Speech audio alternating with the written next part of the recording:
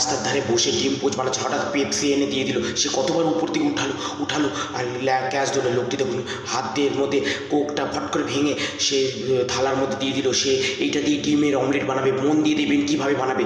একটুখানি সিকিগুলো মুখে ঢেলে নিল আর খেয়ে দাঁতের ফাঁক দিয়ে পোক করে বেরিয়ে গেল। আর দেখুন এরপর থামস আপটি ঠেলে দিল যে বাটির মধ্যে, সেটার মধ্যে দিয়ে এখন ডিম ফাটাবে। পরপর থামস আপ দিয়ে ডিমের অমলেট হবে। অবাক করা কাণ্ড, একটা ফাটালো, টক করে দুটো ফাটালো, টক করে তিনটে ফাটালো, টক করে চারটে ফাটালো, পাঁচটা ফাটিয়ে দিল। ফাটানোর পরে এবার কুলালো, তাদের ভুজিয়া বানাবে। ভুজিয়ার মধ্যে বানানোর পর এবার দেখুন এবার ভালো করে হইলো, কচ করে কাঁচা লঙ্কা দিয়ে দিল, কচ করে কাটতে কাঁচা লঙ্কা পেঁয়াজ দিল, করে পেঁয়াজ কেটে দিয়ে দিল। এরপরে দেখুন শাল পাতার মধ্যে ভালো করে ভাজলো। পেঁয়াজটা ভাজা হয়নি কিন্তু কাছাকাছি এরকমই ভাজা খাবে, কিন্তু পেপসিতে কোনো তেল নেই, কিন্তু এই তারপরে শাল পাতার মধ্যে দিয়ে দিল। এখানে বৈশিষ্ট্য হলো শাল পাতায় খেতে দেয়। আর দেখুন